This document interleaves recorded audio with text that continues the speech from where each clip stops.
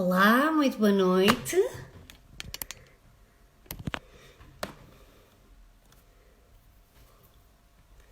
Olá, Rita. Olá, muito boa noite. Vai estar aqui assim. Olá, Ana.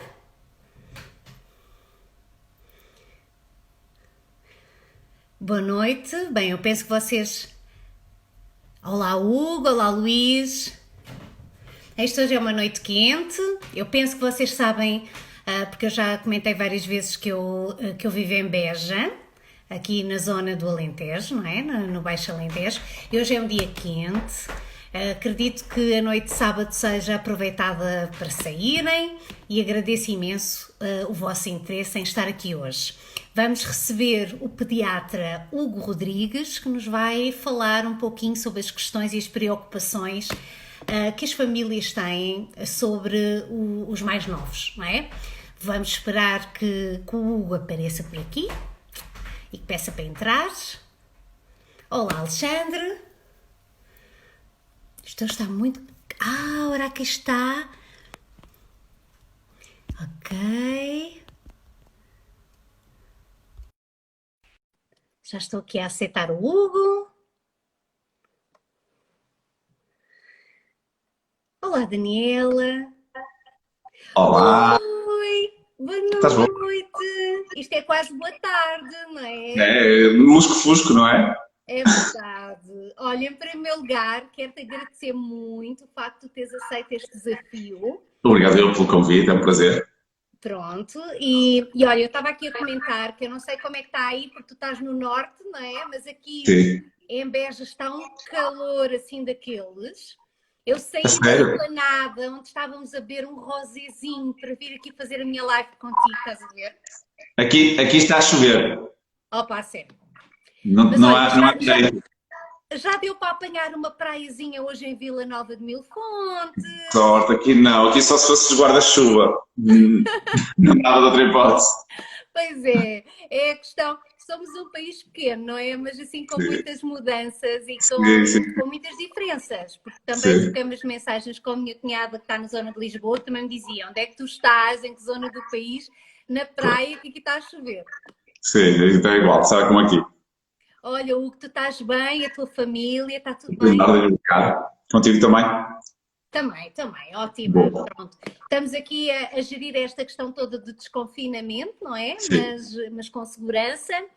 E olha, pronto, eu também aproveitei este período de desconfinamento também para começar a trazer estes temas para as pessoas que estão mais atentas a este mundo virtual. Este é um espaço onde nós conversamos sobre várias coisas. Para Boa. mim era muito importante ter-te aqui, até porque há muitas questões que as pessoas me fazem e eu gosto sempre de direcionar as perguntas para quem trabalha nas áreas, não é? Ok, muito bem. Cá Olha, estamos então. então. E até porque, assim, nós também não nos conhecemos há muito tempo, mas eu acompanho o teu trabalho e sou uma admiradora daquilo que tu Obrigado, igualmente. fazes.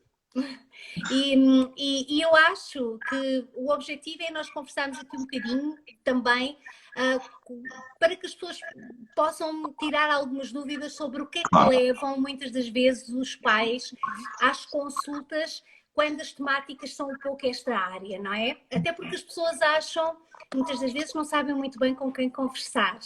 E eu acho que o pediatra é assim aquela pessoa que está muito próxima das crianças e dos pais e que deve ser assim a primeira linha para ajudar. E se claro. calhar eu passava um bocadinho a palavra a ti para tu me dizeres quais são assim os temas que mais preocupam as famílias quando entram no teu consultório nesta área da sexualidade. Vai depender um bocadinho das idades, mas eu se calhar, em vez de ser dos que mais preocupa, eu gostava de chamar aqui à discussão algo que muitas pessoas não sabem que existe, mas que quando surge os pais ficam um bocadinho admirados, primeiro porque têm dificuldade em identificar aquilo que eu vou dizer, porque associam a outras coisas, e depois têm muita dificuldade em aceitar o diagnóstico, que são os rituais masturbatórios nos bebés, Sim. que é algo que muitas vezes é confundido com crises epiléticas, os meus andam para aí a fazer exames, e estes rituais masturbatórios podem começar em idades tão precoces como 2, 3 meses de idade, bebés muito pequeninos. E isto é algo que eu entendo que faça alguma confusão aos pais, porque dão um cariz sexual que obviamente nos bebés não tem esse cariz sexual, mas não deixa de ser uma busca pelo prazer da parte dos bebés e das crianças. Isto depois prolonga-se no tempo. Na maior parte das vezes desaparece ainda em idade pré-escolar, mas às vezes até se prolonga em idade escolar. Provavelmente também terás pontualmente algum caso desse, não é que seja muito frequente, mas vai acontecendo.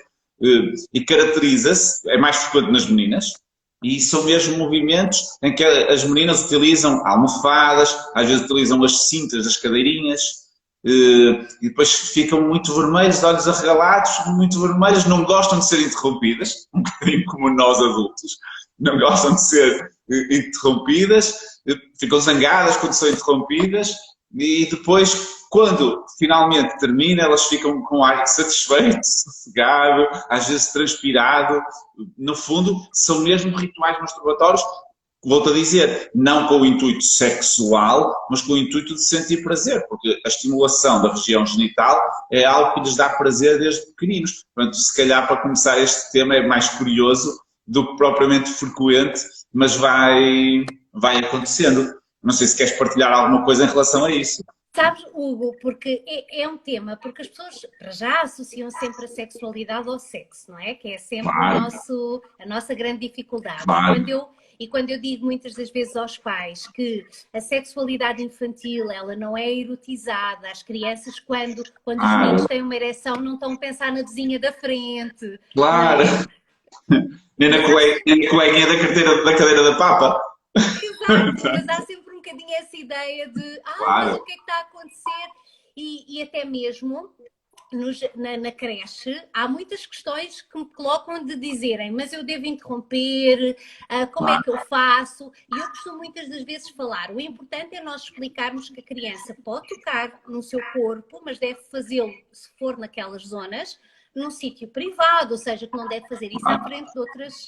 Claro, e essa é uma mensagem importante, é explicar-lhes que não deve fazer isso, claro, são bebés pequeninos, isto é difícil. Aí mais vale a pessoa tentar não criar muitas situações que despoletem isto. Agora, ter estes rituais masturbatórios é perfeitamente normal, e a mensagem importante é isso que estás a dizer, é mesmo explicar que há contextos. E se forem crianças maiorzinhas, explicar. Aqui não, se quiseres, podes no teu quarto, podes... E explicar-se um bocadinho, até porque depois, quando elas entram para a escola, convém que elas percebam isto. E diz-me só uma coisa, porquê que há crianças que efetivamente fazem isso, não é? Porque acho que há muitos pais que dizem, porquê que há crianças que fazem e outras não fazem? É porquê? Porque por algum... Ninguém sabe. Ninguém sabe. Podemos estar aqui a arranjar aqui algumas teorias, e há, mas ninguém sabe muito bem porquê. Provavelmente porque algumas descobrem e outras não, se calhar. Se calhar algumas descobrem e outras não faço ideia. Exato, porque se calhar algumas tocaram e aquilo foi agradável, não é? Criou-lhe ali alguma satisfação. Eu costumo muitas vezes dizer aos pais, da mesma forma que as crianças dormem com o dedo na boca, não é? Claro. Que brincam com o cabelo para tentarem dormir, elas descobrem ali naquela zona que quando tocam, aquilo lhes dá algum relaxamento. Como há muitas crianças que sentem prazer quando vão fazer o seu cocó, que sentem prazer em meter o dedo no nariz, que sentem prazer em meter os dedos nas orelhas. Portanto, depende um bocadinho da forma como elas sentem o próprio corpo e sentem a recompensa, digamos assim, do prazer quando se estimulam. Portanto, é perfeitamente normal. Volto a dizer, não devemos transportar para elas a carga erótica, como disseste muito bem, porque isto não tem nada a ver com erotismo. É uma descoberta do próprio corpo, que faz parte. Não é obrigatório passar por isto para as pessoas me dizerem, mas o meu filho não fez, não tem problema nenhum. Não é obrigatório passar, mas também não tem problema nenhum. E muitas das vezes a repressão ela é negativa, não é? Quando os pais dizem coisas do género, porque depois vem aquela questão das crenças, não mexas aí, é feio, aquela questão de que se for o menino é melhor aceito, não é? É mais bem aceito do que se for a menina. Mas não é tão frequente, o que já nos dificulta aqui um bocadinho, não é? Portanto, eu acho que o reprimir, e essa é uma mensagem também acho que é muito importante, não devemos fazer, porque não acho que deva ser repreendido. Faz sentido é ser contextualizado. Isto é o mais importante, até para as crianças perceberem que nem tanto por elas, mas pelas regras sociais, nós temos que adequar os nossos comportamentos aos contextos diferentes. E elas aprendem isto desde pequeninas, portanto, acho que é importante passar essa mensagem por aí. Hugo, às vezes eu tenho algumas, e é muito interessante que são mais as mães que fazem estas perguntas do que os pais, não é? É muito interessante, até porque, não sei se tu tens esta ideia e eu gostava que tu partilhasses. Nas consultas de pediatria, eu pelo menos a ideia que tenho é que a maior parte das vezes é a mãe que acompanha a criança, mais até do que o pai. Sim. Quando não vêm os dois, geralmente vem mais a mãe. Já se começa a ver, seja na urgência, seja nas consultas de rotina, às vezes a virem só os pais, homens. Mas, de um modo geral, ou vem o casal, ou quando não vem o casal, vem a mãe. Na maior parte das vezes. E sabes que é muito engraçado quando eu falo, principalmente para as mulheres, desta questão também delas facilitarem a paternidade, darem mais espaço aos parceiros. Às vezes elas dizem-me assim, mas eles vão à consulta e eu pergunto, então, e como é que está? Está tudo bem. Tudo bem, mas tudo bem o quê? As consultas, quando vem só o pai, são consultas muito mais rápidas. Uma pessoa pergunta, então, dúvidas? Eu não tenho. Quando é mãe, vem com uma lista de dúvidas, geralmente. E eu até costumo dizer quando vem só os pais, às vezes a brincar, digo, olha, traga a lista de casa, senão vai levar com o rolo da massa. Se não vier com dúvidas, é um bocadinho, sim. Olha, mas eu ia te perguntar sobre uma coisa que também me costumam questionar ainda em relação a este tema, que é, por exemplo, quando as meninas, principalmente as meninas, e isto é-me reportado mais pelas mães, quando as meninas usam, por exemplo, coisinhas para colocar na sua vulva. Isto porque, por exemplo, eu há uns tempos tive uma amiga que me telefonou e me disse, Vânia, não sei quantas, coloca folhinhas, chega a casa todos os dias com folhinhas no pipi. E eu disse, olha, se calhar tens de conversar com ela e explicar que nós não colocamos as nossas mãos sujas nas nossas partes íntimas, não é? Mas de onde é que vem esta questão das crianças colocarem estas coisinhas, papel higiênico, coisinhas que encontram? Sim, não é uma situação muito frequente, é pontual isso acontecer. Às vezes o que acontece é introduzirem objetos na própria vagina, mas como introduzem no nariz, como introduzem nos ouvidos. Sim. Portanto, sempre que tivermos uma situação dessas, acho que o nosso conselho tem mesmo que ser desaconselhar. Não é castigar, nem proibir, mas é explicar que tem risco. Não ameacem com o médico, por favor, não digam se não é o médico, se não boicota no seu trabalho, mas é importante explicar que são locais onde não se devem colocar materiais estranhos, deve-se ter o cuidado, mesmo quando se está com as mãos, ter as mãos lavadas, a roupa deve estar lavada, tal como nós pedimos isso, portanto, não colocar materiais estranhos, seja na região genital, seja na boca, seja no nariz, portanto, são locais mais sensíveis. Se nós explicarmos assim, eles vão entender. Claro. Sabes que agora na investigação que eu estou a fazer, que tem a ver com pais e educadores de infância, há várias questões sobre a sexualidade infantil e é muito curioso que há uma questão que fala da lubrificação da vagina das meninas e a maior parte das pessoas acha que isso é impossível. Sim. Porque a lubrificação só está associada às mulheres adultas. Sim. Não é inteiramente verdade. Claro que a lubrificação acaba por ser um bocadinho diferente, porque a lubrificação a partir da adolescência tem uma influência hormonal muito grande. E é uma influência hormonal que não está presente na infância. Mas, como é lógico, estes locais têm que estar lubrificados, tal como os nossos olhos são lubrificados, como a nossa boca está lubrificada, os olhos pelas lágrimas, a boca pela saliva, o próprio canal auditivo pela cera, portanto, todos estes orifícios têm que estar lubrificados, não mais uma vez no sentido erótico do termo, mas no sentido de proteção. A maior parte destes fluidos que lubrificam têm também uma capacidade de prevenir a infecção. São fluidos que fixam os micro-organismos e depois eles são expulsos ao expulsar estes fluidos. Portanto, é perfeitamente normal que todos os nossos orifícios de entrada no organismo estejam protegidos de forma física por estes fluidos que acabam por proteger e prevenir as infecções. Portanto, é perfeitamente normal e benéfico que isso aconteça. Volto a dizer, não a lubrificação no sentido erótico e sexual, mas Como uma resposta lubrificação fisiológica. lógica, normal, de proteção. Principalmente de proteção.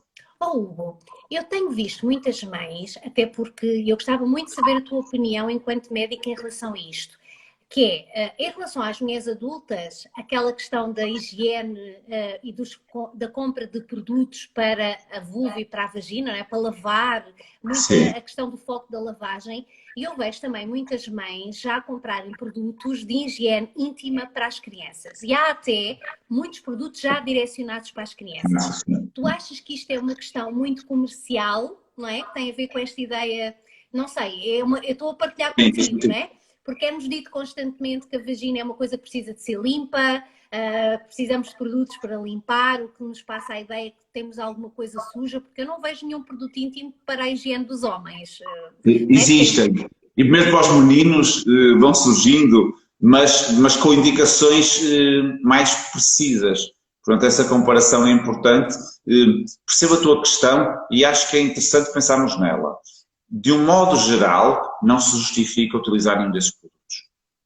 Okay. Só faz sentido utilizar esses produtos quando temos manifestações, alguma irritação local, e isto acontece muitas vezes por volta dos 3 anos, 2, 3, quando se retiram as fraldas, as meninas vão mexer e muitas vezes não têm as mãos limpas e, portanto, é normal surgir o que nós chamamos as vulvovaginites, que são as irritações locais da vulva, da vagina, muitas vezes também associadas a parasitas, e às vezes até associar comichão no ânus, e um dos auxiliares que nós temos para essas situações é um gel íntimo de lavagem pediátrico. E aqui é importante ser pediátrico, porque o pH vaginal não é igual nas crianças e nas adolescentes e adultas. A partir da adolescência, o pH altera-se pela tal influência hormonal, porque o próprio muco é diferente. A tal lubrificação de que falávamos há bocadinho, portanto, vai predispor ao surgimento de bactérias diferentes. Nas crianças não é exatamente assim. Portanto, nós para usarmos um gel íntimo, deve ser um gel íntimo pediátrico. Mas volto a dizer, não se justifica usar por rotina, só se justifica quando há alguma irritação local, quando há alguma situação que do ponto de vista médico faça sentido haver uma intervenção. E nesse sentido também é que existem os géis de lavagem para os meninos. Porquê? Porque também, conforme as meninas exploram, os meninos também exploram. E a partir do momento em que se tira a fralda, eles vão mexer, as mães ficam muito preocupadas, que eles puxam e esticam e não há problema nenhum, deixem-nos explorar e eles não se vão magoar, até vão por ser uns limites até onde podem ir, é uma aprendizagem, isso também é bom para eles, e às vezes também surgem irritações locais, o que nós chamamos as balanites, que é a infecção, a inflamação da ponta do pénis, e aí também faz sentido fazer uma higiene com um produto adequado. Tirando isso, não há necessidade nenhuma de usar produtos de higiene íntima pediátricos, só quando há irritações locais. Diz-me uma coisa, as meninas, antes da puberdade, elas têm, por exemplo, algum tipo de corrimento ou não? Eu estou-te a dizer isto porque eu não tenho filhos, não é? Não é habitual. Não é habitual. Às vezes acontece nestes contextos de vulvovaginite. E às vezes aparece um corrimento amarelado e algo que preocupa muitas mães e chama muita atenção das mães. E, efetivamente, corrimentos que surjam antes da puberdade devem ser valorizados. Porque ou é uma irritação local, estas vulvovaginites, que é a causa mais frequente, ou também a introdução de um corpo estranho na vagina. A criança que estava a brincar com as pecinhas da leg, introduziu uma pecinha da leg, e que ninguém sabe, depois vem um corrimento com mau cheiro, às vezes pode até ser um bocadinho sanguinolento, que é a resposta do organismo para tentar eliminar esse corpo estranho. Portanto, corrimentos antes da puberdade são sempre valorizados, sempre, e não são normais. A maior parte das vezes não tem gravidade nenhuma, mas devem ser avaliados para perceber a causa e tratar de acordo. Porque o que eu sinto é que há muitas mães que têm um bocadinho essa questão, não é? E ficam assim um bocadinho em pânico. E outra coisa que também algumas mães comentam é a questão das candidíases, que também é uma coisa que é muito, acontece também nas crianças, não é? Extremamente frequente, principalmente antes do desfraldo. Os fungos gostam de zonas quentes e úmidas, por isso é que têm predileção por estas regiões. Nas crianças que usam fralda, aquilo é o paraíso para os fungos, porque é uma zona quente, é uma zona úmida, por muito que se troque as fraldas, há sempre ali alguma umidade retida e, portanto, é perfeitamente normal haver candidíase da região da fralda, não são alergias às fraldas, que às vezes as mães pensam, não tem a ver com Mas diz uma falta coisa, de Hugo, higiene. é uma candidíase com as mesmas manifestações que nós mulheres? Não, eu ia Não. chegar lá, não, eu ia chegar lá. E geralmente é uma candidíase da pele, ou Ok. seja, uma candidíase externa, manifesta-se por a pele fica mais vermelha, mais irritada e com borbulhinhas, porque é uma candidíase da pele. E isto entende-se bem, porquê? Porque o fungo fica entre a fralda e a pele. Sim. Não se manifesta com aquele corrimento esbranquiçado, aquele prurido, aquela comichão, aquele prurido que muitas vezes surge nas adolescentes e nas Aí é mulheres. terrível, coitadinhos dos bebés, não é? Mas e nem se trata com os antifúngicos vaginais, trata-se com antifúngicos da pele, cutâneos. Ok. Às vezes confunde-se isto um bocadinho, mas não, são situações diferentes. Portanto, a candidíase vaginal não é frequente nas crianças. O que é frequente é a candidíase perineal, que é da pele da região genital. São manifestações diferentes. O fungo é o mesmo, mas são manifestações diferentes porque são locais próximos, mas diferentes. Ok. Bem, eu acho que já falámos muito das meninas, não é? Mas eu acho que os meninos são um dos temas que mais surge, pelo menos a mim, fazem-me imensas perguntas relacionadas com o pénis dos meninos. Eu não sei Verdade. se tu tens esta percepção, mas há uns tempos eu estava num congresso de urologia e o professor Pedro Vendeira, que é o presidente da sociedade, dizia: eu não sei o que é que se passa com os miúdos, mas está tudo com problemas no prepúcio e no pénis. O que é que entretanto mudou, não é? Entre aquela ideia de puxar, prepúcios, o que é que tu tens a falar sobre isto? Sim. Até há uns anos atrás, recomendava-se sempre fazer a retração do prepúcio, que as pessoas chamam de puxar a pele da pilinha para Isso trás. com que idade? Por rotina, recomendava-se logo desde o bebê. Isto é o que se fazia há uns anos atrás. Aquilo que se percebeu é que a ideia era vencer o aperto normal e fisiológico da pele, que existe nos primeiros tempos de vida, tentando forçar para abrir. Mas diz-me só uma coisa, Hugo. Quando os meninos nascem, a pele não é retrátil. Não, geralmente é muito raro ser retrátil, geralmente está muito apertadinha e é o que eu digo, há uns anos atrás forçava-se o abrir precisamente para tentar evitar que as crianças fossem operadas mais tarde. Okay. Aquilo que se constatou foi que acontecia muitas vezes o contrário, ou seja, ao forçar o abrir, a pele que não está preparada criava pequeninas feridas que ao cicatrizar eram uma zona sem elasticidade. E quando a pele começa naturalmente a abrir, a partir do ano e meio, a pele começa a ganhar elasticidade. Isso não acontecia nos meninos que se tinha forçado a pele para trás, porque essas cicatrizes não tinham elasticidade. E, portanto, desaconselhou-se a fazer essa retração logo desde o início. Portanto, neste momento, o que é consensual é, até aos 6 anos, não se deve forçar a pele para trás. Agora, isto não quer dizer que não se faça nada. Nós podemos ir puxando para trás, a partir de qualquer idade, até onde der. Que nos primeiros meses é quase nada. Mas pode-se puxar sem forçar nada, sem magoar nada. O que nós vamos perceber ao fazer isto com alguma regularidade é que a partir do ano e meio, a pele começa realmente a abrir um bocadinho. E aí, sim, a partir daí faz mesmo sentido começar a puxar para trás. Sempre sem forçar, mas para ir percebendo que a pele vai ganhando mais elasticidade. E se fizermos isso nesta altura e sem forçar, na maior parte das vezes resolve-se as situações. Por vezes não se resolve e, portanto, aí por volta dos 4 anos, se a pele não estiver muito apertada, pode-se colocar uma pomadinha com cortisona para dar elasticidade à pele e abrir. Se não se conseguir resolver isto, por volta dos 6 anos é a altura certa para pensar numa cirurgia. Olha, a Rita pergunta, e quando tem aderências? As aderências é quando a pele abre, às vezes os pais têm uma dificuldade em distinguir, é quando a pele abre, mas está colada à glande, à ponta do pênis. Estas aderências não têm mal nenhum. São aderências que se devem tentar descolar no banho, sim. De preferência a ponta, sim. No banho porque a pele está mais elástica e, portanto, faz sentido ir puxando para trás para descolar. E se não se conseguir também depois mais tarde a criança e o adolescente vão perceber e vão descolar, não há problema absolutamente nenhum. Portanto, aí faz sentido ir descolando. Se a pele, isso é diferente, quando a pele está apertada, que não se deve forçar. Está bem?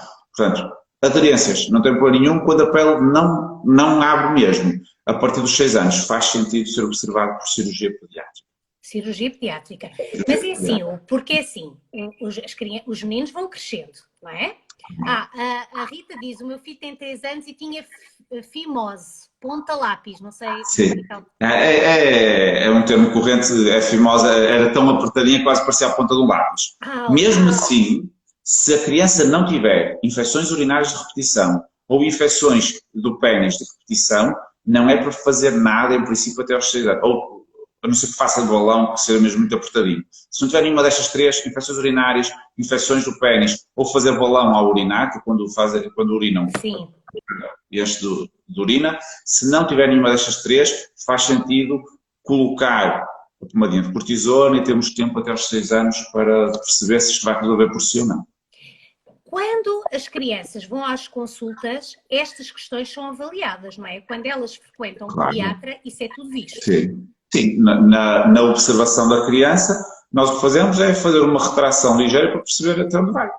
Sem magoar, sem nada. Há um conselho que é importante, principalmente quando a pele abre, mas ainda está um bocadinho apertadinha, tenham sempre cuidado de, ao fazer a retração do prepúcio, no fim, até depois de lavar, puxar a pele para a frente outra vez. Nunca se deve deixar o prepúcio completamente retraído. Isto porquê? Porque se a criança tem alguma ereção, tu já disseste bem, muitas vezes que têm ereções, e se a pele estiver para trás pode ficar ali estrangulado e depois aquilo começa a inchar, não se consegue reduzir e é uma situação com algum potencial de gravidade. Podem causar imensas dores. Portanto, sempre que se faz a retração do prepúcio, logo a seguir, puxa-se para a frente outra vez e põe-se tudo como estava antes. Isto é um conselho importante. E isso normalmente, se calhar o momento ideal é a questão do banho, não é? Tu já Banho, sim, porque a pele está mais elástica, com o calor, com a umidade da água, portanto é a altura certa para fazer. Ok. Sabes que me tem acontecido com muita frequência, quando eles entram na puberdade e começam nas descobertas, muitos miúdos me dizerem que dói. Dizem, ai, a minha pilinha dói, não é? Mas ao fazer a retração? Sim. Às vezes, há duas coisas. Muitas vezes as crianças, e até antes da adolescência, queixam-se de algum desconforto pela sensibilidade da glande. Porque a glande, é a ponta do pênis, se alguém não conhecer este termo, é uma zona muito mais sensível. Sim. E quando se toca, no início, lá está, enquanto a criança não descobre, o próprio corpo não descobre essa sensação, pode sentir-se desconfortável porque é uma zona mais sensível. Portanto, faz sentido que as crianças manifestem isso. E ao manifestar isso, nós devemos explicar. Não há problema nenhum. Conforme eles vão crescendo, vão percebendo que aquela sensação é normal e o próprio organismo vai interiorizando essa sensação, que é uma autoaprendizagem. Outra situação diferente é quando eles têm uma fimose, mas que com o pênis, e aí já nos adolescentes... Explica-nos bem o que é a fimose, porque há muitas pessoas que não sabem. A fimose é o aperto do prepúcio, da pele do pênis. Quando está assim mais apertadinho, eu já não falo nas situações em que não abre nada, porque em princípio já teria sido resolvido. Agora, há situações em que até se consegue puxar a pele para trás, mas com o crescimento na adolescência, isto consegue-se fazer quando o pênis está na sua situação normal, mas quando está em ereção, não se consegue retrair o prepúcio. E aí temos que ter cuidado, porque se não se consegue fazer uma retração quando o pênis está em ereção, pode ser preciso ser operado também, porque isso pode comprometer o seu desempenho sexual. Portanto, é algo que às vezes não se apercebe enquanto é criança, mas conforme o pênis cresce, aquela pele que estava mais ou menos apertada passa a estar mais apertada porque o pênis cresce não só em comprimento, mas também em diâmetro. Claro que geralmente os estímulos hormonais para fazerem com que o pênis cresça, estas hormonas que fazem com que o pênis cresça, fazem também com que a pele ganhe elasticidade. Por isso é que isto tem tendência a resolver naturalmente durante a adolescência. Mas é algo que nós devemos preocupar, principalmente quando observamos um adolescente que nos parece que aquela pele retrai com alguma dificuldade, devemos perguntar, olha, quando estás com uma ereção, consegues retrair a pele? Se ele até nem souber, dizemos, olha, então vais tentar perceber-te disso, porque isto é importante. Senão pode condicionar a sensibilidade e o próprio desempenho sexual. Sim, eu tenho muitos miúdos quando vou às escolas que falam da questão, principalmente já na fase da puberdade, não é? Em que eles têm desenvolvimentos muito diferentes. Isso é uma coisa muito interessante, Sim. porque eu vejo, para já, nós sabemos que eles têm uma grande pressão, não é? Esta questão toda dos mídia em relação ao... E as comparações que são sempre evitáveis e inevitáveis porque a informação está ali ao lado, não é? É, e o que eu acho muito estranho é que eles cheguem a esta fase, não é? Com muitas dificuldades, e principalmente quando chegam à adolescência e que ainda me dizem que têm dificuldade em puxar a pele para trás e que têm dor, e às vezes, sabes, o que dizem-me assim: como é que eu vou dizer à minha mãe que quando eu me masturbo eu sinto dor? O que é que ela vai achar? E eu costumo muitas vezes dizer-lhes assim: olha, vocês podem dizer que estão a tomar banho e que tentam lavar e que não conseguem, Claro. não é? Ou isso, e isso assim é a forma mais fácil, ou então, por que não, perguntar à mãe se não pode marcar uma consulta de rotina com o seu médico, seja o pediatra, seja o médico de família, e depois eh, tentar, assim, teoricamente deveria ser o médico a propor um momento a sós com os adolescentes, e nós quando atendemos Exato. devíamos propor isso. Mas se não, por que não Tu perguntar ao médico? costumas ter esses momentos a sós com os Sim. adolescentes? Eu tenho uma consulta só de adolescentes Ok. e não faço sempre esses momentos sós, mas em quase todas as consultas faço. Precisamente para lhes dar liberdade para exporem dúvidas e questões, muitas vezes nem sequer têm a ver com esta parte da sexualidade, mas questões que sejam importantes, que eles não estejam à vontade para falar quando estão os pais presentes, ou até às vezes para eu abordar temas que me sinto mais à vontade de abordar sozinhos com eles para não lhes causar situações embaraçosas em frente aos pais. Portanto, sem ser, basta falar a questão dos consumos, por exemplo. Sim. Eu não vou perguntar a um jovem se consome, se fuma ou se consome algum tipo de droga em frente aos pais. Vou perguntar a sós e depois essa informação fica para nós. Tem que haver confidencialidade, isso é algo que é fundamental, deve ser explicado. Mas volto a dizer, aquilo que eu acho é que devem tentar ir a uma consulta e se o médico não propuser um momento a sós, dizer, olha, eu gostava de falar consigo a sós um bocadinho. Pode ser. Claro que vão passar 2 dias a ouvir a mãe a perguntar, mas o que é que me contaste ao médico? O que é que me contaste a mim? Depois os miúdos contam se quiserem, não contam se não quiserem, não há problema absolutamente nenhum. Sim, eu no outro dia estava com uns amigos, têm um filho com 11 anos e parece que existe ali uma questão relacionada com o prepúcio. E o pai disse qualquer coisa do género: estás a ver, tu tens que ir mexendo no teu pênis para ver se resolves a situação. Sim, Ele não sim. faz os exercícios, não é? Mas depois também se descarta um bocado para eles, depois ficam com um bocado de vergonha quando eles começam a ter os pelinhos e não sei o quê, depois já ninguém depois ajuda, e confia-se que eles fazem, às vezes podem não fazer bem, não é? Portanto, nós temos que saber, e na dúvida, e eu também entendo que às vezes estes temas coloquem aqui alguns pudores aos próprios pais de abordar, às mães principalmente até. Portanto, se na dúvida podem perfeitamente marcar uma consulta com o médico assistente e colocar essas questões, não há problema nenhum. Olha, deixa ver que eu tenho aqui a Mafalda que diz assim: ouvi dizer que se faziam circuncisões aos rapazes já na nascença para evitar depois, no futuro, terem esse problema de destapar a glândula. É verdade que se faz isso à nascença? Faz-se por razões culturais, em alguns países, sim. Por rotina, por questões médicas, não se faz, E pelo menos diz-me em uma Portugal. coisa, o culturais, mesmo assim, culturais, é feito logo muito precoce? Sim, é feito logo. Eu acho que há sítios em que fazem no bloco de partos. Ui, Acho eu. Posso fazer um disparate, mas tenho ideia que sim. Que há sítios onde fazem logo no bloco de partos. Mas é por razões culturais. Em Portugal não se faz por rotina.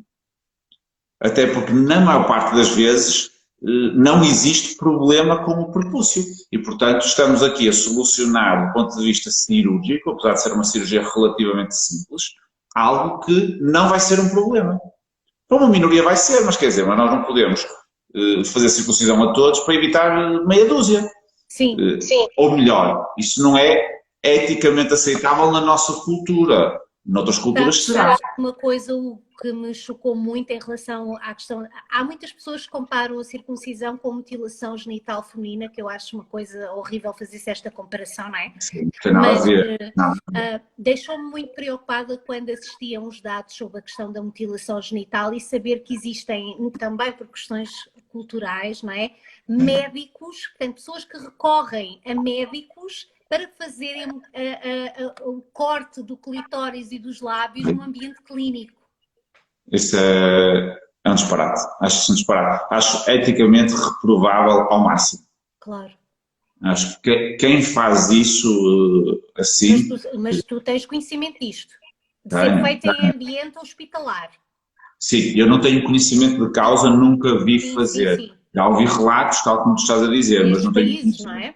De causa, sim, de causa mesmo, porque felizmente isso não é uma prática corrente e muito frequente, mas é algo que me incomoda um bocadinho. Acho que se for... Nós temos que perceber, eu aqui, isto pode haver quem discorde e eu aceito que discorde, mas nós temos que perceber que nós, estando na nossa cultura, não podemos aceitar tudo o que seja diferente daquilo que nós consideramos aceitável só porque é de uma cultura diferente. Não, e estamos a falar aqui de uma situação gravíssima para a intimidade da mulher, para a saúde sexual e reprodutiva da mulher. Para nós, a nossa cultura, isso é inaceitável, não há justificação nenhuma para o fazermos aqui, na nossa cultura. Claro. Não há. E dizer que é só porque na cultura dessas pessoas é assim, não é aceitável, porque nós estamos num contexto diferente. Por isso, acho que qualquer dessas situações deveria ser reportada à ordem dos médicos. Sim. Não sei Mas essa situação, o que eu estou-te a reportar, ela é feita nestes países onde se pratica a mutilação, não é? Eu sei. Mas se culturalmente não for aceite, sim, não se deve utilizar meios clínicos. Sim. Não se deve utilizar meios clínicos. Não faz sentido ser algo que é eticamente reprovável, não se deve utilizar meios clínicos. Eu sei que às vezes temos aqui duas visões. Por um lado, dizer que não é aceitável, por outro também entendo que há quem argumente que, do género, se não for feito aqui com condições médicas, vai ser feito numa tenda. Sim, a lâmina que já passou por não sei quantas, não é? Pois, eu entendo isso e aí já temos uma questão mais de saúde pública, já começa a ser um bocadinho mais melindroso. Não tenho uma resposta 100% certa para te dar, porque isso é uma verdade. Para ser feito ao molho numa tenda, ou ser feito num bloco, já que vai ser feito e vai, tenho dúvidas. Agora, eu como médico acho extremamente condenável e nunca na vida faria nem pactuaria sequer com uma coisa dessas. Claro.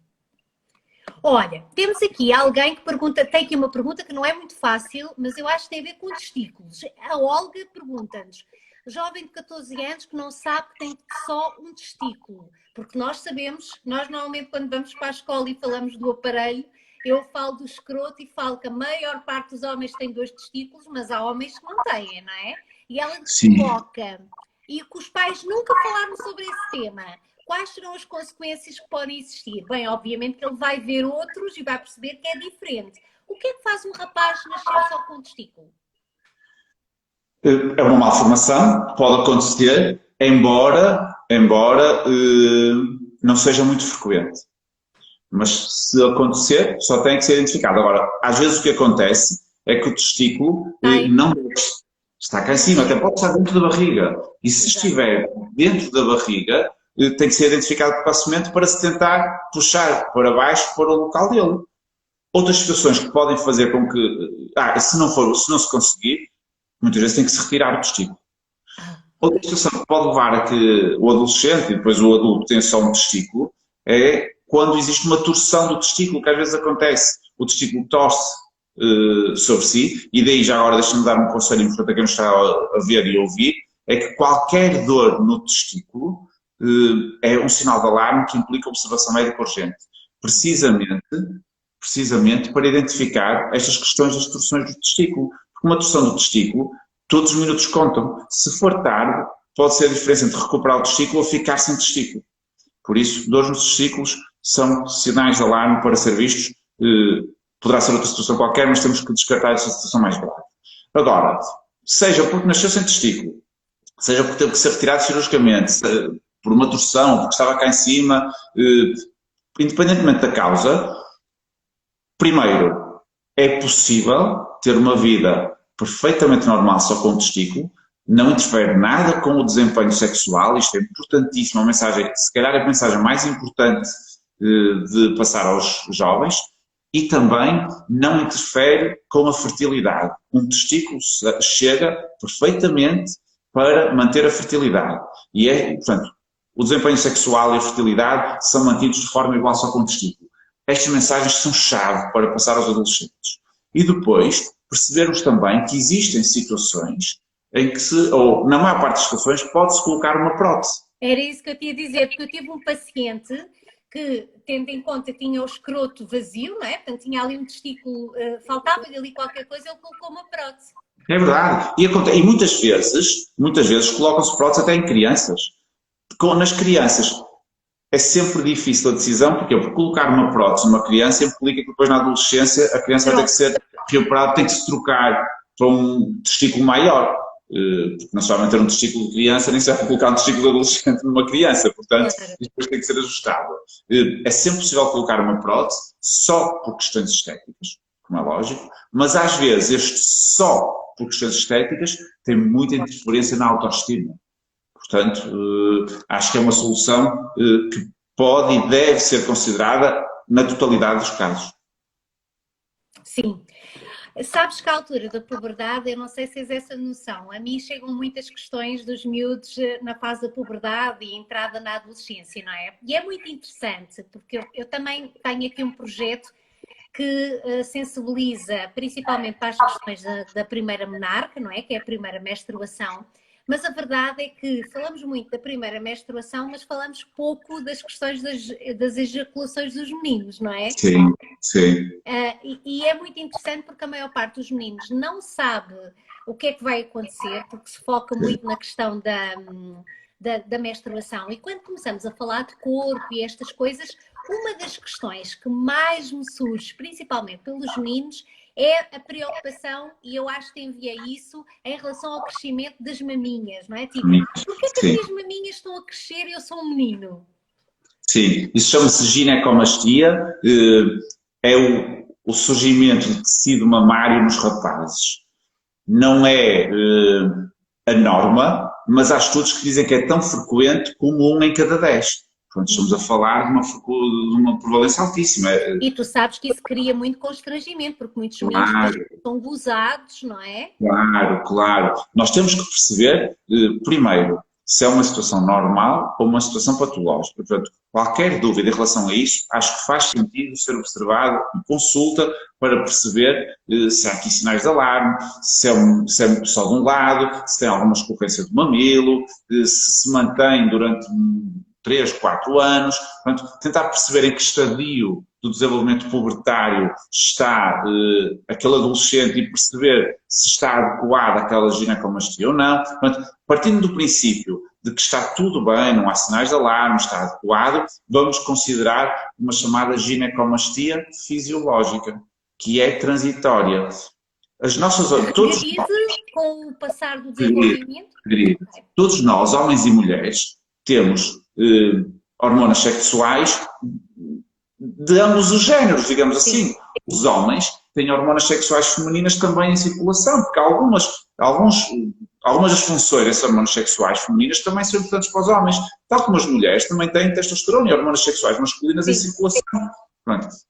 Agora, o que acontece é que os homens têm mais hormonas sexuais masculinas, as mulheres têm mais hormonas sexuais femininas, e isso ajuda nestas diferenças corporais, diferenças comportamentais, em tudo que está associado às diferenças de género.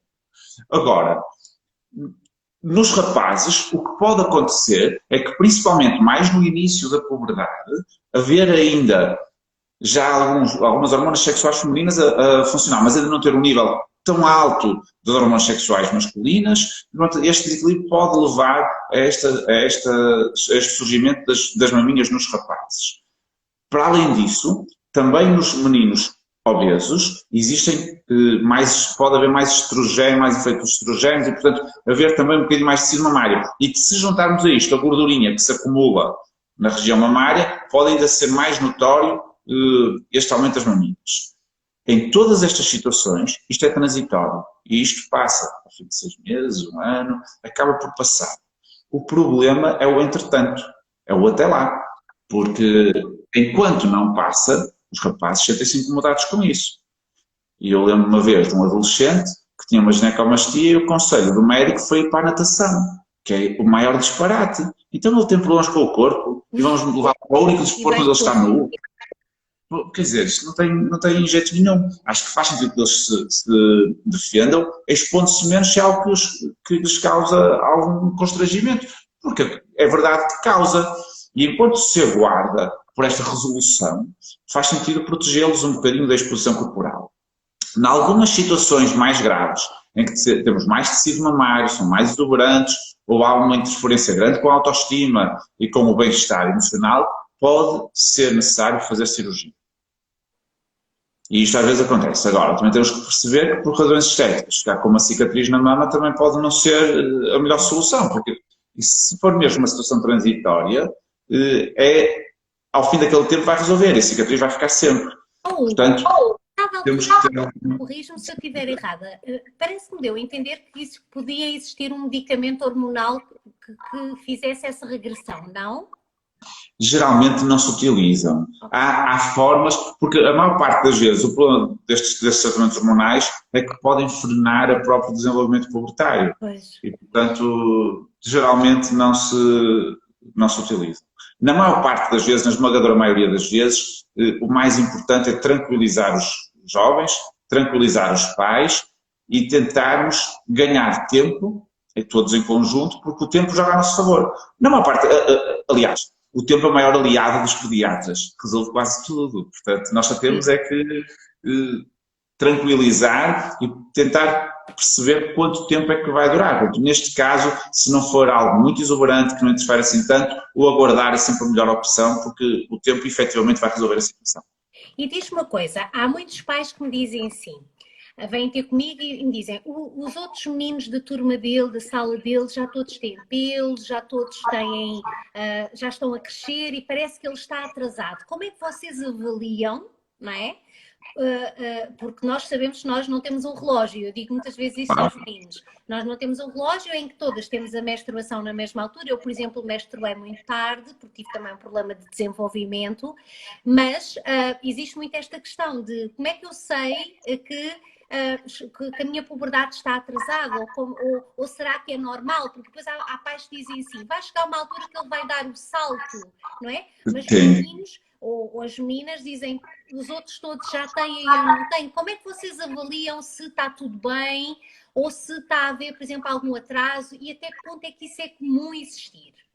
É muito frequente haver essa variação e é muito frequente haver uma entidade, já vou explicar um bocadinho o que é o chamado atraso constitucional.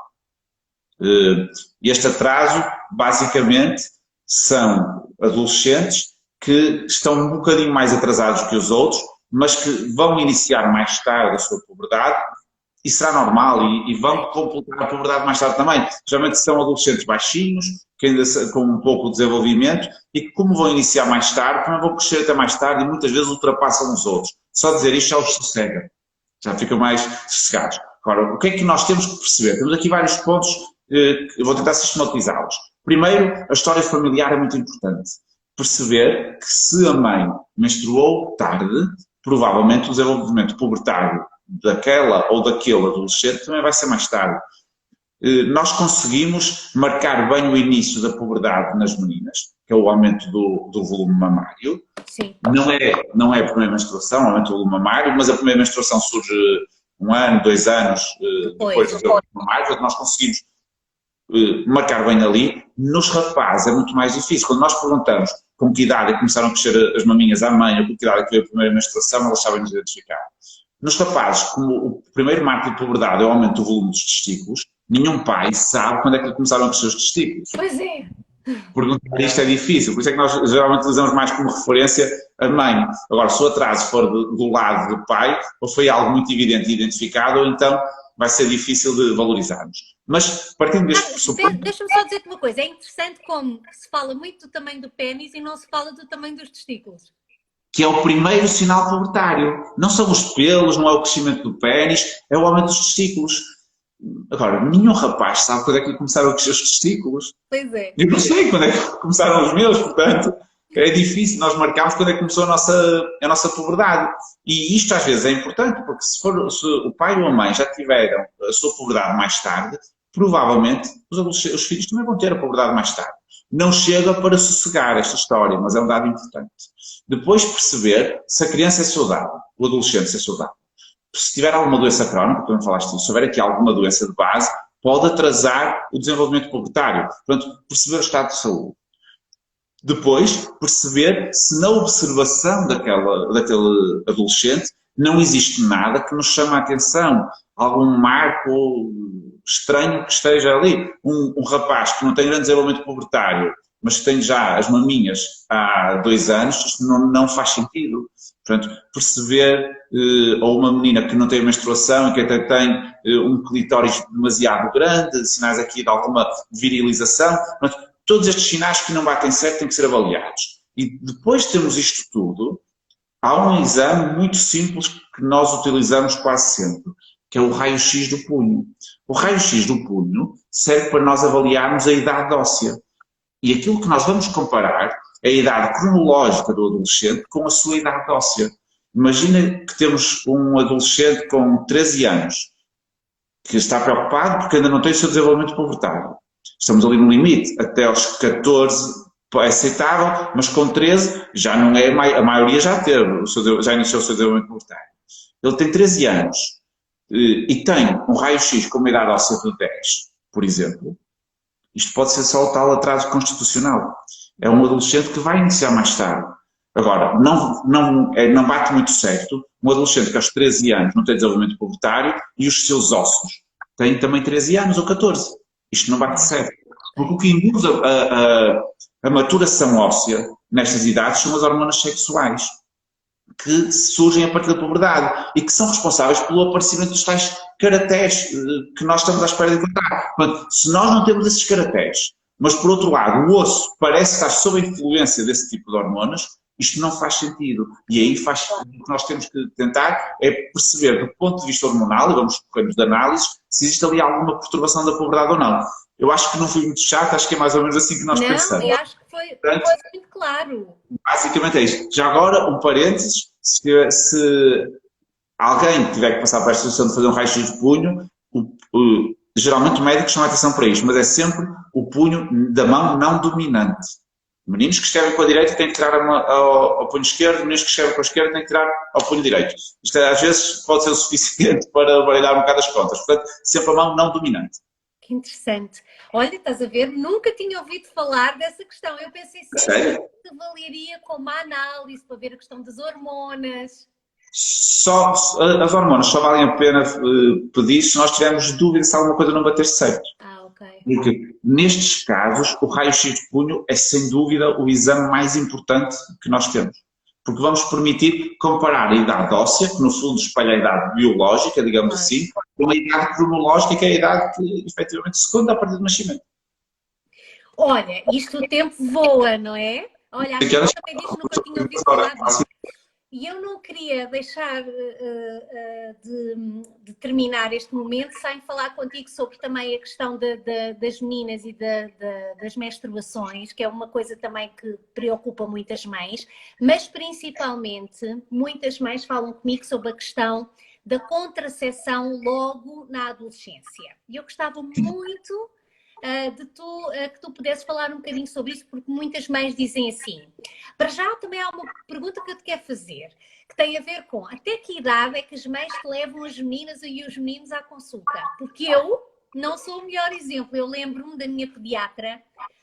Eu tive um problema de saúde quando era mais nova e eu quis sempre, só tinha confiança com a minha pediatra. E a dada altura ela disse-me assim: olha, Vânia, eu já não te posso receber porque tu já nem cabes na minha marquesa. Eu lembro-me aí a última vez que eu fui lá devia ter 19 anos. E ela disse-me, tu já és adulta, eu já não posso. Mas eu tinha tanta confiança nela, sabes? E acontece com alguma. Teoricamente, nós vemos até aos 18 anos a exclusiva. Ok. Teoricamente. Agora, é verdade que os adolescentes, quando confiam em nós, muitas vezes esticam um bocadinho a corda, às vezes até aos 20, 21, em algumas situações. Pronto, então. Mas não é isso que teoricamente se faz. Okay. E na maior parte das vezes, aquilo que nós fazemos, e eu também, a chegar aos 8 anos, fazer transição normal. Até porque o processo de autonomização é importante. Sim. Portanto, mas nós queríamos esta até aos 18 anos. Como regra geral, até aos 18. Pontualmente pode haver aqui, por exemplo, quando há assim doenças crónicas, situações que implicam uma relação de confiança diferente e muito maior, pode fazer algum sentido. Mas, de um modo geral, até aos 18 é exclusiva, nós seguimos. Então, e a contracepção nas raparigas, nas adolescentes? O que é que tu tens a dizer?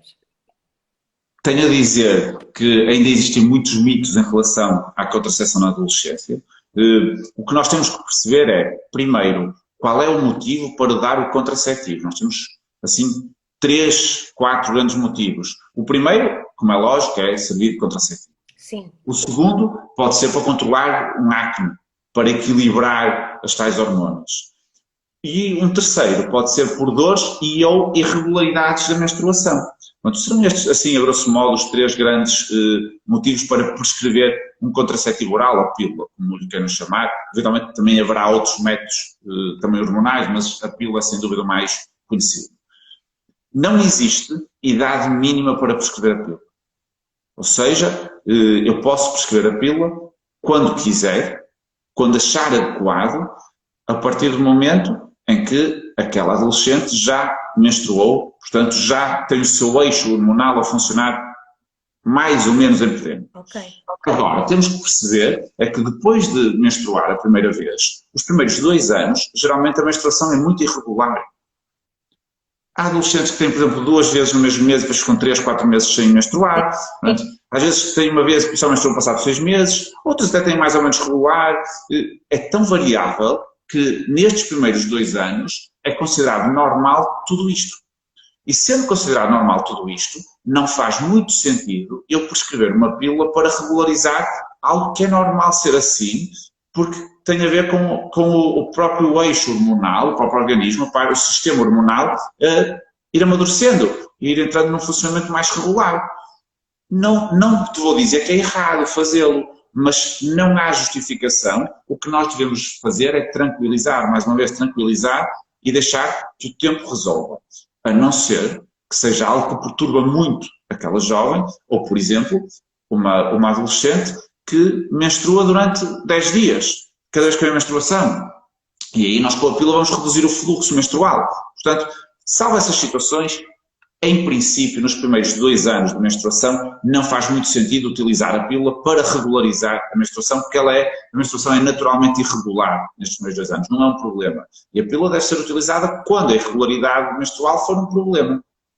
Portanto, à partida será por aí. Com efeitos contraceptivos, também não existe nenhuma idade mínima. O ideal é iniciar a pílula antes de iniciar a vida sexual. Por isso é que às vezes, quando tem adolescentes que me vêm à consulta e que me vêm abertamente pedir um contraceptivo oral, uma pílula, porque planeiam iniciar a vida sexual e as mães ficam com muito medo que isto vá fomentar uma vida sexual desregrada, aquilo que nós temos que dizer é exatamente o contrário. Qualquer adolescente que me venha pedir um contraceptivo antes de iniciar a vida sexual demonstra uma maturidade e uma responsabilidade muito grandes. E, portanto, não é por iniciar a pílula que ela vai ter menos responsabilidade do ponto de vista sexual. Pelo contrário. E o contrário avante, é que se não se passa a pílula, ela vai iniciar a vida sexual na mesma, só que não vai estar protegida. Portanto, atrasar a prescrição de um contraceptivo só pelo medo de iniciar a vida sexual mais precoce ou de ter uma vida sexual com menos cuidado, é um disparate. É um disparate. Sempre que é uma adolescente que está preocupada e que procura um contraceptivo oral, nós devemos respeitar e valorizar isto, e isto é um ato de responsabilidade. E temos que dizer isto abertamente às mães. Se isto for num momento confidencial, aí vamos deixar que sejam os adolescentes a contar às mães quando quiserem, ali ou em casa, aí já não vamos ser nós. Acho que devemos prescrever na mesma e passar a bola à adolescente. Olha, estamos mesmo no fim. Hugo, eu quero te agradecer muito, convidar as pessoas a conhecer também a tua página, o teu trabalho, os teus livros são maravilhosos. Acho que vou-os Obrigado. enviar depois para outra conversa. Temos aqui muitos comentários que gostaram muito de te ouvir. Acho que é um privilégio também mostrar-te enquanto profissional. Agradeço muito o facto de teres aceito mais uma vez este convite.